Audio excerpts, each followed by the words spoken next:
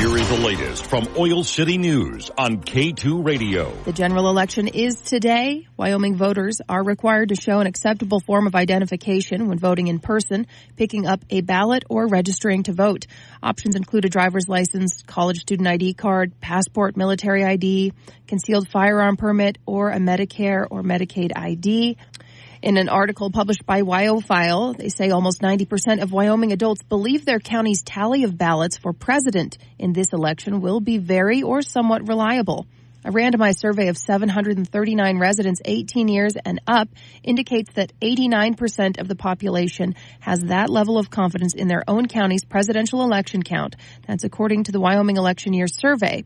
That was published on Friday by the Wyoming Survey and Analysis Center at the University of Wyoming. The margin of error is about 3.6 percentage points. However, only about 58% of Wyoming adults believe the national results of the contest will be very or somewhat reliable. Tonight, for the first time in well over a year, the Casper City Council will conduct its regular meeting in its traditional chambers at City Hall, located at 200 North David Street. Agenda items for tonight's meeting include a $270,000 contract with 71 Construction for new asphalt and concrete at the landfill, a $74,000 grant towards improvements at Washington Park, a $750,000 grant award from the Department of Justice to hire 6 new sworn officers at the Casper Police Department, and establishing a public hearing date for the city to consider repealing a 2020 ordinance establishing certain licensing requirements for massage therapists. The current memo states that staff believe the current ordinance could allow for illegitimate operations to attain licenses. As usual, the meeting begins at 6 p.m. and it can also be streamed live on the city's YouTube page. Next, I do have a public service announcement. The National Historic Trails Interpretive Center will temporarily close to the public starting December 16th for maintenance.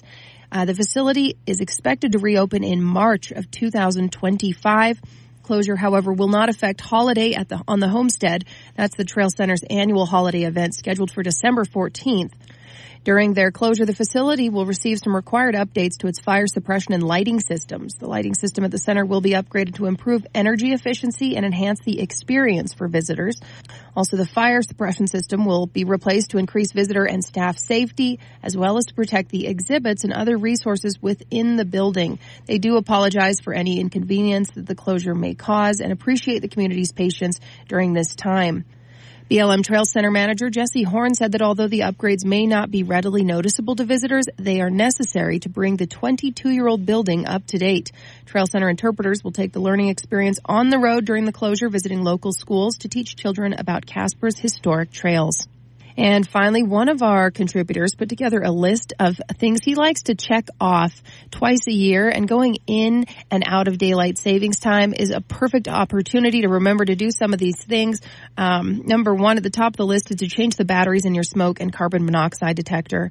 2 is to flip or rotate your mattress to ensure it wears evenly, lasts longer. Number 3, wash your pillows. Many of us remember to wash our sheets, change our sheets a couple times a month, maybe more, but we often forget about the actual pillows. Number 4, check expiration dates. So many of us have dry goods and canned foods that have been in the pantry for a long time. Number 5, clean refrigerator coils, followed by cleaning out your dryer vents and your ducts, and change the filters on air conditioning and heating units. Number 8 is to clean the oven. Last on the list is to check your emergency kits. Make sure that you have supplies in your home and vehicle, including batteries, food, water, medicine, anything else you might need in case of an emergency. Reporting in Casper, this is Colby Fedor. Read more at k2radio.com.